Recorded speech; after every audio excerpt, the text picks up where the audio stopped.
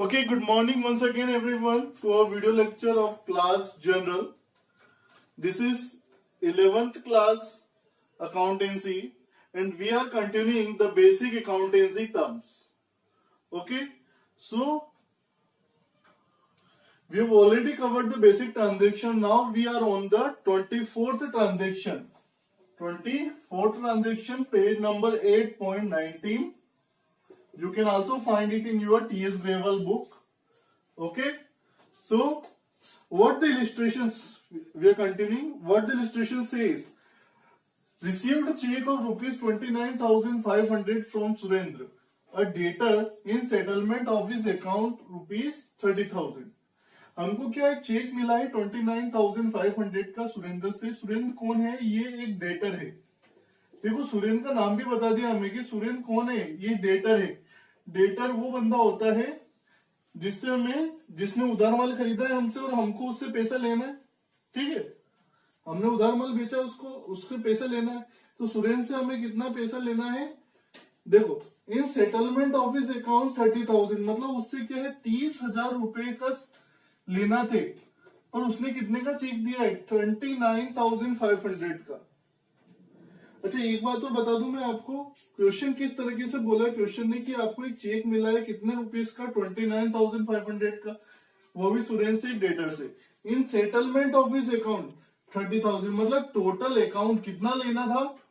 जब भी आपको क्वेश्चन में सेटलमेंट दिया जाए ना, तो मतलब ये समझ जाना कि कुछ सेटलमेंट चल रहा है. मतलब टोटल जो है वो 30,000 का ट्रांजेक्शन है और उसने क्या किया, ये चेक देके ये पूरा अकाउंट सेटलमेंट कर लिया.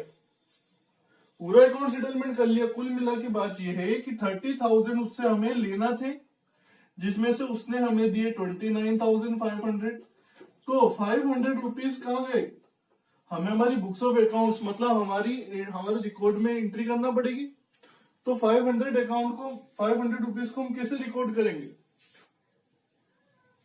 ऐसा तो नहीं हो सकता ना कि 30,000 रुपए हमको लेना थे और मिले 29,500. तो 500 रुपीज का हिसाब भी हमें बताना पड़ेगा. तो क्या बताएंगे हम? 500 रुपीज कहाँ गए? चलिए, तो इसे हम बताएंगे क्या है? Discount allowed. Discount allowed. Discount allowed मतलब 500 रुपए का डिस्काउंट हमने उसको दिया है, क्योंकि हमने तो फाइनल सेटलमेंट कर दिया. अब इसके बाद में मुझे सुरेंद्र से ना लेना है ना देना है. तो अब क्या है, मैंने उसका फाइनल सेटलमेंट तो कर दिया. तो फाइनल सेटलमेंट कर दिया मतलब उससे 30,000 रुपए लेने थे, उसने 29,500 ही दे दिया.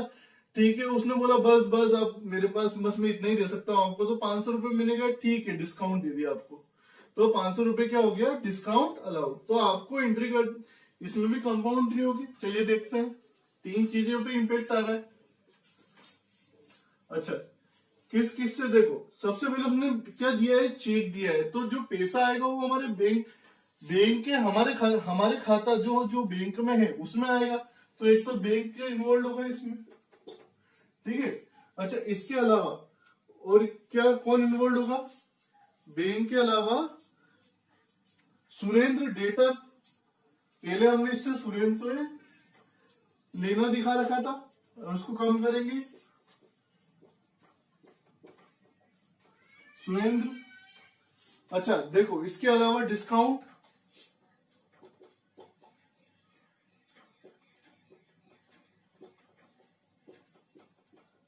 डिस्काउंट अलाउड, ये हमने डिस्काउंट दिया है. डिस्काउंट मिलता है तो रिसीव्ड लिखते हैं और अलाउ मतलब दिया है. एक बार वो टर्म देख लेते हैं. डिस्काउंट अलाउड मतलब हमने डिस्काउंट दिया है. डिस्काउंट रिसीव्ड मतलब हमें डिस्काउंट मिला है. मतलब हमने क्रेडिटर से माल खरीदा होगा, उसने हमें डिस्काउंट दिया है, तब डिस्काउंट रिसीव्ड आएगा. अभी हमने दिया है इसलिए डिस्काउंट अलाउड. ठीक है. चलिए, बैंक क्या है यहाँ पे? बैंक का हमेशा एसेट ही रहा है. सुरेंद्र क्या है? डेटर है. डेटर से पैसा लेना देता है, इसलिए वो क्या रहता है? हमारा एसेट रहता है. डिस्काउंट अलाउड, हमने डिस्काउंट अलाउ किया मतलब एक्सपेंस है.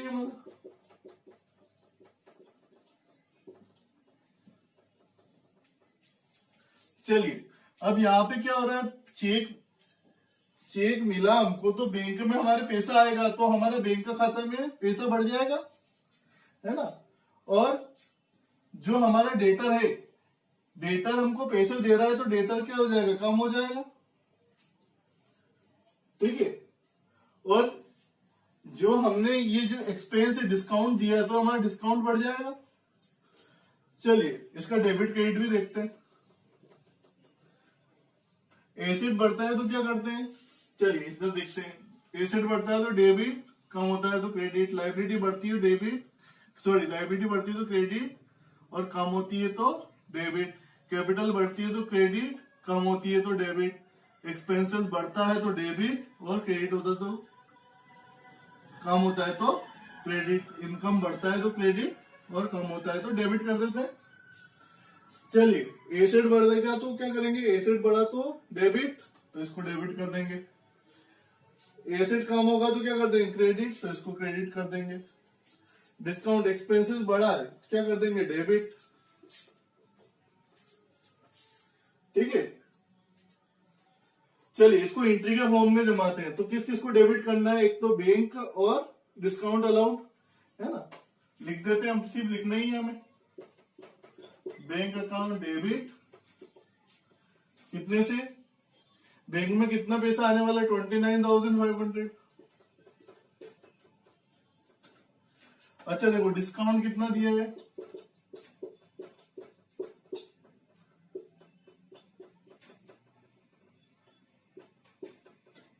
डेबिट कितना दिया डिस्काउंट, 500 रुपए। हम ऑलरेडी कर चुके हैं इसका कैलकुलेशन, पहले ही बता दिया था मैंने, है ना। तो किससे मिला है, सुरेंद्र से। सुरेंद्र क्रेडिट है इसलिए नीचे 2 में लिख रहे हैं इसको। कितना, 30,000। ये सिर्फ समझने के लिए है, इसको ये वैसे लिखाएगा नहीं, ठीक है।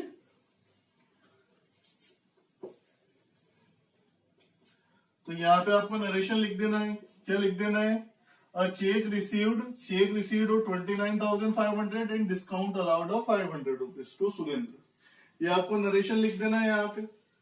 सो this is the end of 24th transaction.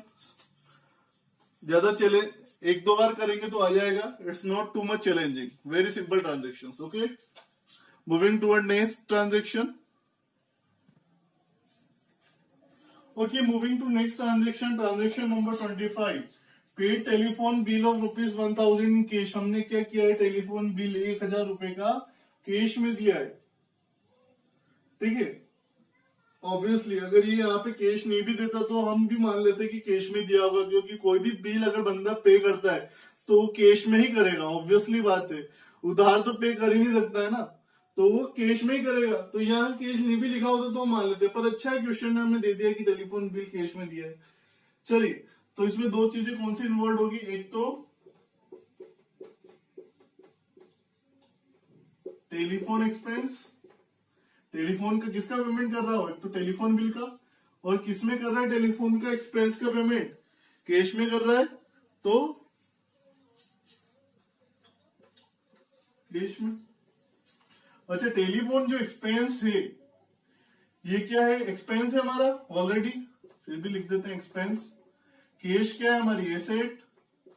अच्छा एक्सपेंस क्या हो रहा है, टेलीफोन का बिल एक्सपेंस दे रहे हैं तो बढ़ रहा है, और एसेट कैश क्या हो रहा है, पैसे दे रहे हैं तो कैश कम होगा। एक्सपेंस बढ़ता है तो क्या करते हैं, देखो एक्सपेंस बढ़ता है तो डेबिट साइड डेबिट कर देते हैं, और कम होता है तो एसेट कम होता है तो क्रेडिट कर देते हैं। तो लिख देते हैं इसको, टेलीफोन एक्सपेंस डेबिट कितने से, 1,000 रुपीज से, टू कैश नरेशन लिखिए, नीचे लिखना ना भूले, बीइंग क्या लिखना है सिर्फ आपको, being telephone expenses paid. Clear. Moving to next transaction. Transaction number 26, withdraw good costing for personal use. हमने क्या किया इस बार, देखो गुड विड्रॉ किया मतलब क्या है, हमारी प्रोडक्शन फैक्ट्री होगी, समझ लीजिए ये क्या है, हमारी प्रोडक्शन फैक्ट्री है। अब यहाँ पे क्या हो रहा है, गुड्स प्रोड्यूस हो रहे हैं, है ना, मशीन से गुड्स प्रोड्यूस कर रहे हैं। तो हम क्या करते हैं, रॉ मटेरियल लाते हैं और उससे क्या बनाते हैं, फिनिश गुड्स, कोई भी माल बनाते हैं, कच्चा माल लेके आते हैं, गुड्स बनाते हैं। देखो यहाँ पे क्या है, रॉ मटेरियल लाते हैं और यहाँ से क्या बना देते हैं, फिनिश गुड, और यहाँ से बाहर निकल जाता है, यहाँ से माल आता है। ठीक है, अब क्या है, हमने क्या किया, देखो इसमें जो गुड्स बने, अब यहाँ से फिनिश गुड्स में देखो ये गुड्स है, ये क्या है, गुड्स, मतलब हमने जो भी प्रोडक्ट हमारी कंपनी बनाती है वो प्रोडक्ट है ये। अब ये प्रोडक्ट हमने मार्केट में बेचने के बजाय क्या किया, हमने मतलब ऑनर ने क्या, जो फैक्ट्री का ऑनर है, मालिक है, उसने क्या किया, ये प्रोडक्ट मार्केट में सेल करना था, ये मार्केट है,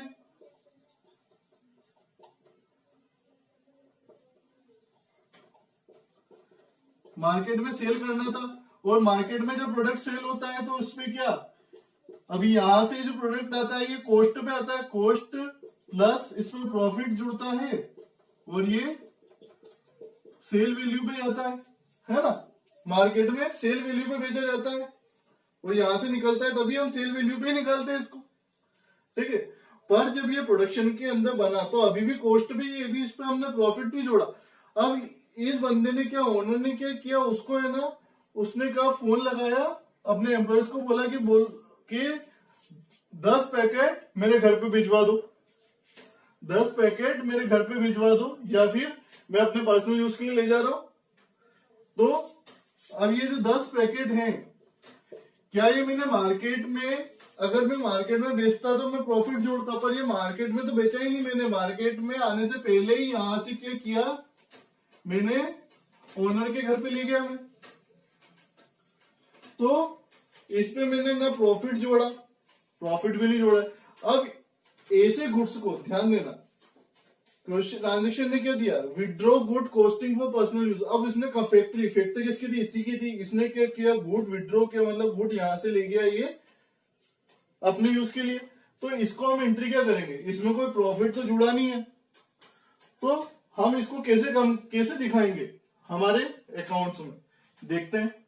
एक तो देखो, अगर ये बंदा कैश विड्रॉ करता है तो हम क्या यूज करते हैं, देखो सबसे पहले तो पर्सनल यूज के लिए कुछ भी ले जाता है तो हमको मालूम है, कल ही हमने देखा था कॉन्सेप्ट में ड्राइंग, इससे पहले वीडियो लेक्चर अटेंड करें, ड्राइंग यूज होता है अगर पर्सनल यूज के लिए, अगर कुछ भी ले जाता है।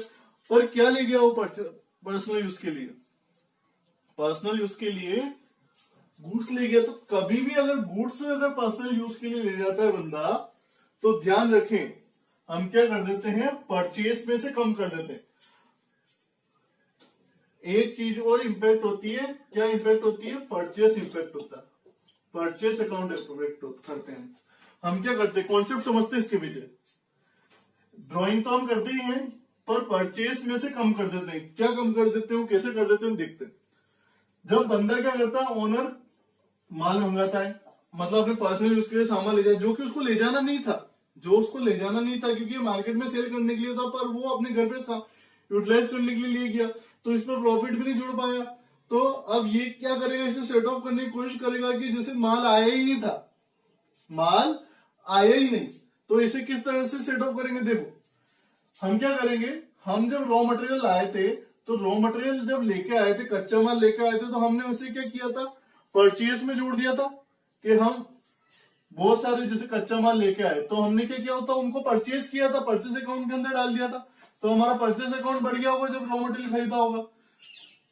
अब क्या करेंगे, वापिस जब हम ये बंदा ड्राइंग कर रहा है तो हम परचेस अकाउंट को कम कर देंगे, क्या कर देंगे, परचेस अकाउंट को कम कर देंगे। चलिए इसको एक दूसरे तरीके से और समझते हैं।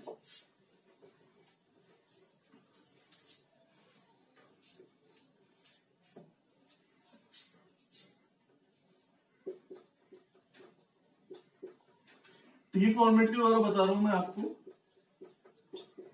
This is purchase account. क्या है ये परचेज अकाउंट? इधर डेबिट और इधर क्रेडिट। परचेज क्या है? एक्सपेंस है। ये देखो एक्सपेंस किधर बढ़ता है? डेबिट साइड में बढ़ेगा, इस साइड में बढ़ेगा, और क्रेडिट साइड में क्या होगा? कम होगा। ठीक है, इस साइड बढ़ेगा और इस साइड कम होगा, है ना। अब जब माल हमने परचेज किया होगा, मान लो ये जो गुड विड्रॉ किया है, कितने का गुड विड्रॉ किया है? ये अराउंड 5000 रुपीज का किया है। तो जब इसने परचेज किया था तो कितने 5000 रुपए से परचेज अकाउंट बढ़ा दिया था, बढ़ गया होगा, स्वाभाविक सी बात है। और इसमें और भी परचेज किया। अब क्या कर रहे हैं हम?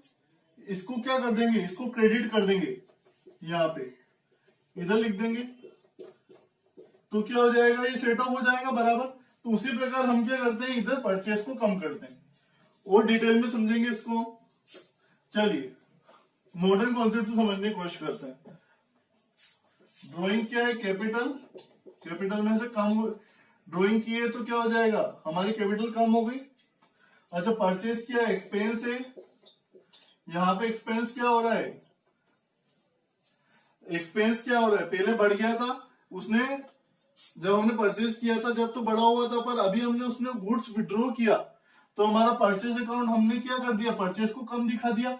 और हमने ये बता दिया कि हमने वो गुड्स जो इसने 5000 रुपए गुड्स विड्रॉ किया वो हमने परचेज ही नहीं किया था कभी, मतलब पूरी तरह से सेट ऑफ कर दिया एक तरीके से। तो देखते हैं, कैपिटल कम होती है तो क्या करते हैं? डेबिट। एक्सपेंस कम होता है तो क्या करते हैं? क्रेडिट। क्या एंट्री हो जाएगी?